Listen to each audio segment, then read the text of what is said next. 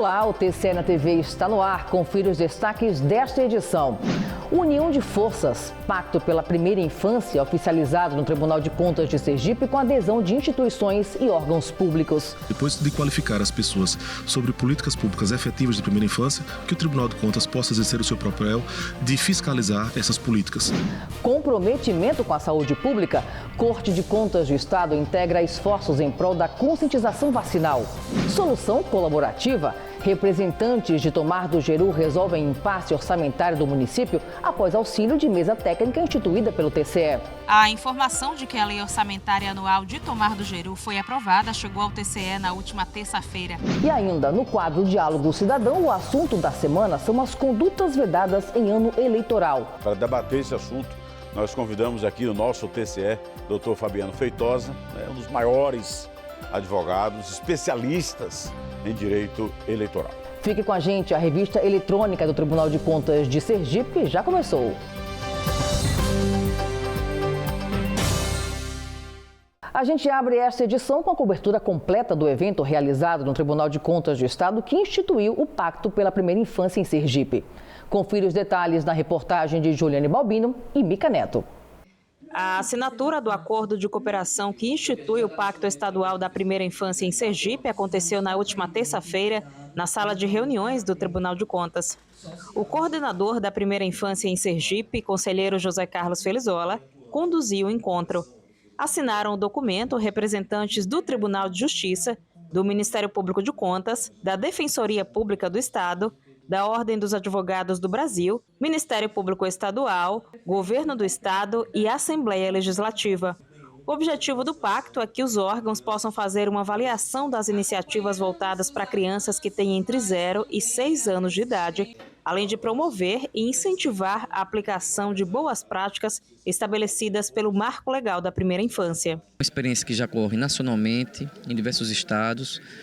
O Tribunal de Contas, o Ministério Público de Contas atua, nesse caso, junto com o Poder Judiciário, com o Legislativo, com o Ministério Público Estadual. E os resultados por todos os países já são muito animadores. Então, nós acreditamos que aqui também em Sergipe nós vamos replicar essa experiência e ajudar a divulgar boas práticas de promoção das políticas públicas para a infância. No último mês de fevereiro, o Tribunal de Contas realizou um levantamento com todos os municípios sergipanos e coletou, por exemplo, informações sobre vacinação, desnutrição, quantidade de creches disponíveis em cada município, violência e taxa de mortalidade infantil. Os dados, e em alguns casos até a falta deles, serviram como ponto de partida para a idealização do pacto. A gente sabe hoje em dia que a formação do ser humano se consolida nessa primeira infância, então é fundamental quando as instituições se unem, se colaboram e criam uma rede de proteção para essas crianças. É justamente o que está acontecendo aqui hoje. Durante a reunião de assinatura, os representantes dos órgãos e entidades também destacaram a urgência de cuidar da primeira infância. Isso porque essa fase é essencial para o desenvolvimento do ser humano. Os investimentos nos primeiros anos de vida geram benefícios não só para as crianças, mas para toda a sociedade. Durante as assinaturas, os representantes dos órgãos destacaram a iniciativa do Tribunal de Contas, que deu início e coordenou os trabalhos para a concretização do pacto. A criança nessa primeira fase de vida, ela merece todo o nosso cuidado, porque já tem estudos que nessa primeira fase, quanto mais a criança é cuidada, estimulada, atendida nas suas necessidades, mais ela se desenvolve um adulto saudável. E, inclusive, é bom ressaltar que essa importância da primeira infância já vem sendo estudada há muito tempo. A primeira iniciativa realizada por meio do pacto será o workshop Primeira Infância é da Nossa Conta, que acontecerá no Tribunal de Contas no próximo dia 9 de abril. Passar para todos aqueles que aqui estiverem presentes, ensinar o que era a primeira infância. E realmente é um termo básico para a gente falar, ensinar o que é a primeira infância, para que depois nós possamos, depois de qualificar as pessoas sobre políticas públicas efetivas de primeira infância, que o Tribunal de Contas possa exercer o seu papel de fiscalizar essas políticas, sempre, como eu disse, visando as crianças de 0 a 6 anos, que é a primeira infância. E a Corte de Contas sergipana também firmou compromisso em prol da saúde pública com adesão ao Pacto Nacional pela Consciência Vacinal. Veja. O Tribunal de Contas de Sergipe aderiu ao Pacto Nacional pela Consciência Vacinal em uma cerimônia realizada na última terça-feira no Ministério Público do Estado. Autoridades e representantes de vários órgãos públicos marcaram presença, entre elas o governador de Sergipe, Fábio Mitidieri. O objetivo do pacto é traçar metas que visam a conscientização da população sobre a importância da vacinação para elevar os índices de cobertura vacinal do Plano Nacional de Imunização. O Tribunal de Contas, que já promoveu debates com o intuito de ampliar a vacinação em Sergipe, foi representado pela coordenadora de auditoria operacional, Cledina Góes. Atualmente, o TCE integra uma auditoria coordenada pelo Tribunal de Contas da União, que pretende avaliar a adesão do Estado e dos municípios sergipanos aos sistemas de informações relacionados ao Plano Nacional de Imunização, que faz o controle sobre perdas e estoques de vacinas. Acho que é fundamental esse tipo de parceria para que a gente conscientize cada vez mais a população de que tomar vacina salva vidas. E agora a gente muda de assunto para trazer uma boa notícia aos moradores de Tomar do Jeru, na região sul do estado. A mesa técnica instituída pelo Tribunal de Contas do Estado pôs fim ao impasse que havia entre a Prefeitura e Câmara de Vereadores para a aprovação orçamentária do município. A informação de que a Lei Orçamentária Anual de Tomar do Jeru foi aprovada chegou ao TCE na última terça-feira. A aprovação aconteceu em cumprimento ao que foi acordado durante a mesa técnica realizada pelo TCE para solucionar o impasse orçamentário entre a Prefeitura e a Câmara do município. Por conta do impasse, diversos serviços públicos essenciais tinham sido interrompidos em Tomar do Jeru e mais de 1.800 estudantes da rede municipal ficaram fora das salas de aula. Depois de reunir e ouvir os representantes dos poderes executivo e legislativo do município, o tribunal estabeleceu um prazo para que o orçamento fosse votado. O conselheiro Flávio Conceição foi o responsável pela instauração da mesa. Essa foi a primeira vez que o Tribunal de Contas fez uso desse novo instrumento de controle. A adesão do TCE ao sistema de mesas técnicas foi regulamentado no último dia 1º de fevereiro, por meio da resolução TC número 359, após propositura da conselheira-presidente Suzana Azevedo. O objetivo é encontrar soluções mais ágeis para problemas que afetam a sociedade. Controle do erário, a gente traz o balanço dos processos julgados pelos conselheiros na última semana do mês de março. Na primeira Câmara, presidida pelo conselheiro Flávio Conceição, foram julgados 78 processos. Participaram da sessão os conselheiros Ulisses Andrade e Angélica Guimarães e o conselheiro substituto Alexandre Lessa, além do procurador do Ministério Público de Contas, João Augusto Bandeira de Melo. Na pauta, relatório de inspeção, aposentadorias por tempo de contribuição, pensões previdenciárias ou especiais, revisões de proventos e pensões e arquivamento de processo de aposentadoria por tempo de contribuição. Na segunda Câmara, presidida pelo conselheiro Luiz Alberto Menezes, foram julgados 86 processos. Participaram dos julgamentos os conselheiros Luiz Augusto Ribeiro e José Carlos Felizola, o conselheiro substituto Alexandre Lessa e o procurador João Augusto dos Anjos Bandeira de Melo. Na pauta, aposentadorias, revisões de proventos e pensões, reformas ou transferências para reserva remunerada e pensões previdenciárias ou especiais. Confira os detalhes dos julgamentos no site do TCE ou assista às sessões na íntegra no canal da Corte no YouTube. A seguir, o presidente do TCE é homenageada no Tribunal de Justiça durante evento em alusão ao Dia Internacional da Mulher. E ainda no quadro Diálogo Cidadão, o assunto da pauta são as condutas vedadas em ano eleitoral. Fique com a gente, o TCE na TV volta já.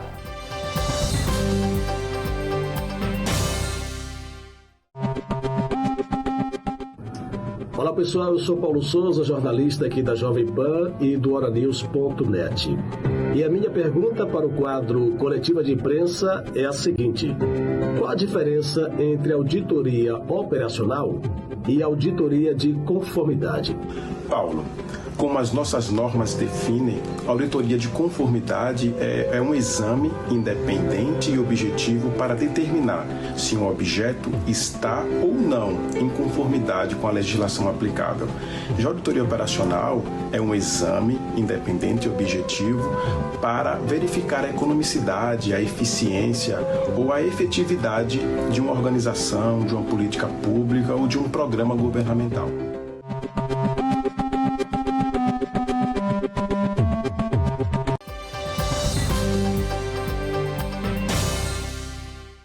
A presidente do TCE, Suzana Azevedo, foi uma das homenageadas durante evento do Tribunal de Justiça de Sergipe em alusão ao Dia Internacional da Mulher, comemorado neste mês de março. A presidente da corte foi representada pela diretora-geral do TCE, Ana Roberta Roberti. A presidente foi homenageada pelo trabalho que vem desenvolvendo à frente do Tribunal de Contas de Sergipe e por promover e estimular a igualdade de gênero. Atualmente, 50% dos cargos de diretoria do TCE são ocupados por mulheres. Além das homenagens, o evento contou com uma palestra que falou sobre feminicídio e valorização da vida. O quadro Diálogo Cidadão desta semana destaca as condutas vedadas em ano eleitoral. O repórter Messias Carvalho recebeu para um bate-papo o advogado Fabiano Feitosa, referência na área jurídica sobre o assunto. Acompanhe.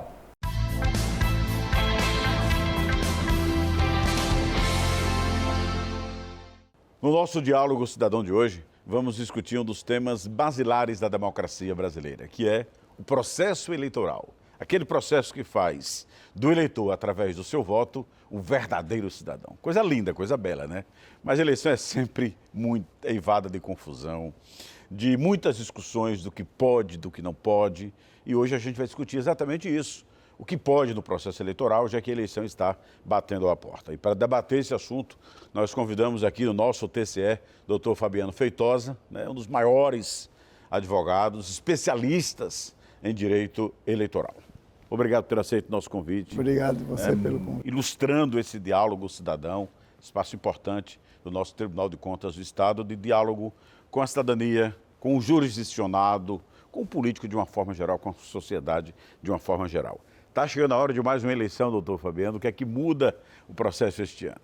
Bom dia, Messias. Bom dia a todos. Na verdade, as eleições, elas são sempre muito bem-vindas, porque é no momento da eleição que a população mais participa, mais exerce a sua cidadania com as discussões, agora com o protagonismo das redes sociais, da internet, o debate é acalorado e nós já estamos vendo aí as discussões acerca de filiações, de candidaturas, possíveis candidaturas. E o que mais, as modificações maiores que houve para essas eleições, nas resoluções que foram aprovadas agora no dia 27 de fevereiro pelo TSE, é mais direcionado justamente à internet, a um movimento muito robusto do TSE, da Justiça Eleitoral, para combater as fake news, as deepfakes, que são a transmissão de fatos inverídicos que podem burlar o processo eleitoral a ponto de modificar, né? Inclusive, há várias previsões agora na resolução de cassação, inclusive expressa em razão de divulgação da desinformação, como é chamado, né? O eleitor precisa ser autenticamente informado da eleição, dos seus candidatos, dos requisitos que cada um possui. E essa desinformação é bastante prejudicial e por isso que essas resoluções vêm com esse aparato normativo, tentando de todas as formas combater a desinformação. Nós temos outros ingredientes nesse processo, como por exemplo a inteligência artificial e, como o senhor falou, a própria internet. Mas antes eu queria falar sobre essa estrutura legal. O senhor é um militante, como poucos, né, especialmente no direito eleitoral, além, claro, da sua vasta experiência no direito administrativo. Nós temos hoje uma base legislação da lei eleitoral ainda de 97, claro, já pacificada aí por uma série de resoluções e depois do próprio Código Eleitoral, que o senhor explicava agora há pouco. Mas a gente não precisaria de uma normativa mais simples para esse processo eleitoral, doutor Fabiano? Então, o direito eleitoral, ele não tem um código, como tem alguns outros ramos do direito, Código Penal, Código Civil. Ele tem leis esparsas, que vêm se aperfeiçoando com o tempo. Há um projeto de Código Eleitoral que já foi aprovado no Senado, já está para ser aprovado na Câmara, mas que, como não foi aprovado até um ano antes da eleição, não vai poder ser aplicado, né? Mesmo que seja aprovado hoje, não poderá ser aplicado mais para as eleições de 2024.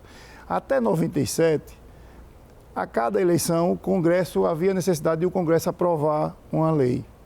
Em 97, aprovou-se a lei, que é chamada Lei das Eleições, a Lei 9.504, e que está em vigor até hoje, que sofreu diversas modificações, houve alguns aperfeiçoamentos, e a cada eleição, ao invés de se aprovar leis, a 9.504 previu que o TSE tem essa competência normativa também, que é diferentemente dos outros órgãos judiciais, passou a previsão de que a cada eleição, até o dia 5 de março, o TSE teria que aprovar resoluções regulamentando a lei, né? Atualizando.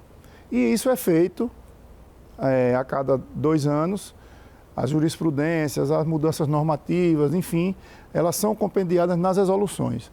Em 2020, até na época, por uma ideia capitaneada pelo ministro Barroso, que foi o relator dessas resoluções, eles decidiram não mais aprovar resoluções inteiras a cada eleição. Eles aprovaram as resoluções em 2019 para as eleições de 2020 e, a partir daí, essas resoluções passaram a vigorar para todas as eleições, 2022 e agora para 2024, havendo apenas alterações. Como né, fazer, então, para ficar vigilante a tudo isso? Nós temos hoje a internet aí, literalmente, sem controle, e acho que esse espaço aqui que a gente está abrindo, nesse diálogo cidadão mesmo, é importante no sentido de orientar a todos. Né? Você tem essa internet maluca sem controle, você tem inteligência artificial que está atropelando todo mundo, ninguém sabe nem necessariamente o que é e identificar. Você tem um país gigante em que essa tecnologia chega de forma desregulada nos mais diversos segmentos. Como vai ser o exercício dos candidatos para preservarem as suas candidaturas e não serem vítimas desse processo? A resolução trouxe algumas medidas nesse sentido. Inclusive, com disposições que eu entendo até que podem ser inconstitucionais, mas a preocupação, principalmente depois os atos de 8 de janeiro, que falam que é atos antidemocráticos, as resoluções citam muito propagandas que incentivam atos antidemocráticos, que incentivam baderna, que defendem o fascismo.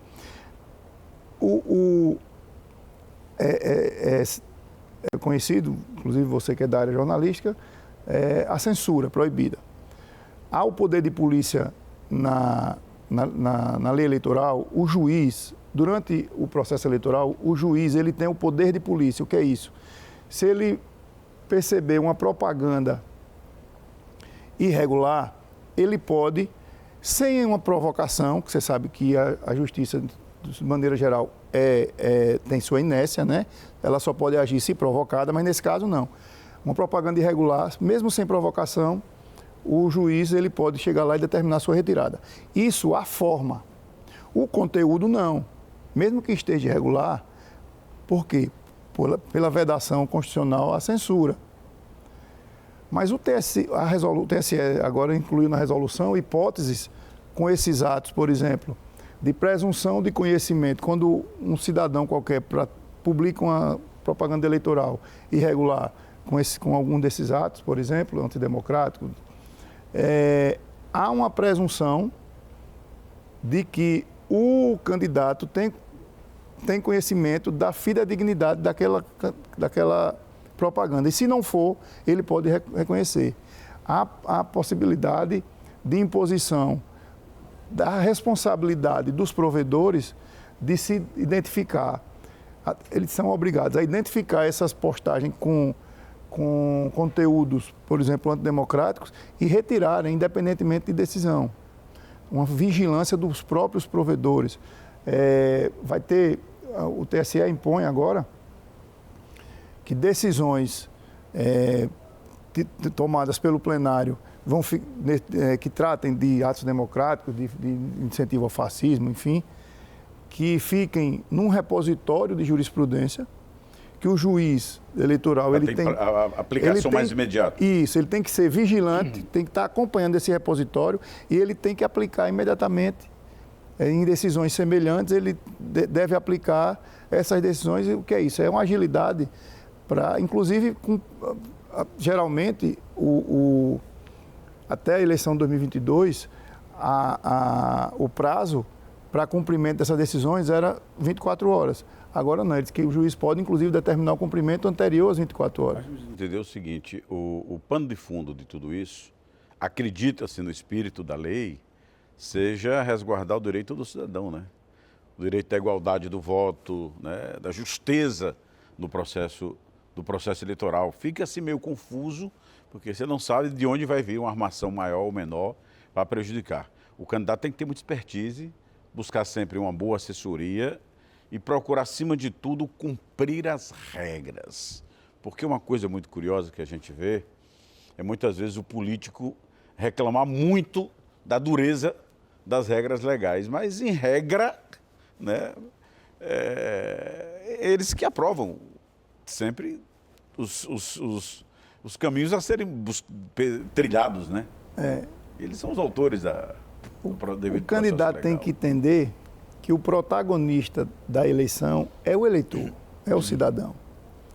Ele vai ser escolhido na sua comunidade, por isso é que se exige o domicílio eleitoral, que ele representa uma comunidade, a gente chama circunscrição, e aí vai alargando o âmbito.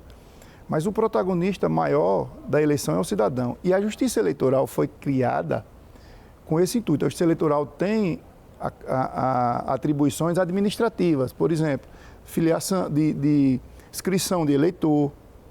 Isso é um ato administrativo, não precisava ser feito pela Justiça Eleitoral, mas para que haja uma fiscalização maior, foi atribuída à Justiça Eleitoral a filiação do eleitor, ou a inscrição do eleitor, a filiação, e a organização da eleição, para que ela seja escorreta, né? Que ela seja isonômica, e a fiscalização também, tanto que a Justiça Eleitoral, ela organiza e ela fiscaliza e ela julga. É para dar justiça. Exatamente. Porque eu lhe fiz essa pergunta exatamente, doutor Fabiano Feitosa, porque muitas vezes se demoniza, especialmente aqueles que no processo eleitoral se sentem prejudicados, demonizam muito o papel da Justiça Eleitoral. Demorou, ou fez isso, fez aquilo. Mas quando, na verdade, se aplicou a regra. Há hoje, especialmente, eu quero que o senhor fale sobre isso, uma vigilância muito grande do próprio Tribunal de Contas, dentro do processo legal de aplicação das regras, não só eleitorais, mas das regras administrativas que tenham perfuncção eleitoral. Tem o Ministério Público, super atento, aí vem o Ministério Público Eleitoral, parte da sociedade civil já se organizando nisso. Quer dizer, o senhor prevê uma eleição com que cara este ano de diferenciado? Veja, como você falou aí, os órgãos de controle, há na verdade, para o gestor, de uma forma geral, uma insegurança muito grande. Porque são muitos órgãos de controle. Por exemplo, nós temos no Brasil 33 tribunais de contas, cada um com seu pensamento, com sua jurisprudência. Óbvio que, por exemplo, o Tribunal de Contas do Estado de Sergipe julga, nós estamos falando aqui para leigos, é bom que se explique também, julga os gestores do Estado, né? Mas são muitos, aí vem o Ministério Público Estadual, o Ministério Público Federal, o Tribunal de Contas, Corregedoria, a CGU, né? Enfim. E hoje, tanto a gestão municipal, estadual, tem que ser profissionalizada, como a campanha tem que ser profissionalizada. Com bons assessores jurídicos, com bons contadores. Eu vejo muito problema também, agora principalmente com o financiamento público, né, do Fundo Especial. Muito problema nas prestações de contas, e é dinheiro público, pode gerar ações de improbidade, pode gerar ações criminais. Tem pessoas em Sergipe, por exemplo, respondendo ações criminais em razão de gastos ilícitos na prestação de conta de campanha. A cada ano, a cada eleição, com cada vez mais o maior protagonismo das redes sociais, os candidatos vão tendo maior conhecimento, né? Se circundando de pessoas mais competentes, de advogados especializados. E as eleições tendem a ficar cada vez mais disputadas no âmbito judicial. Vai ser uma eleição que vai exigir mais profissionalismo. Né? Sempre, o senhor falou financiamento público de campanha e a gente viu muitos candidatos perderem mandatos. Sistema de cotas, que já está desenhado aí, cantado em prosa e verso. Todos os meandros da legislação. E teve gente que perdeu o mandato porque o partido não cumpriu o sistema de cotas. Né? Precisa de muito profissionalismo, muita organização dentro desse processo eleitoral. E ao eleitor, né, entender de que a eleição é dele, a responsabilidade é dele, o título é dele. E, acima de tudo, não vender o voto, que seria a maior lição para pacificar, talvez, tudo isso, né?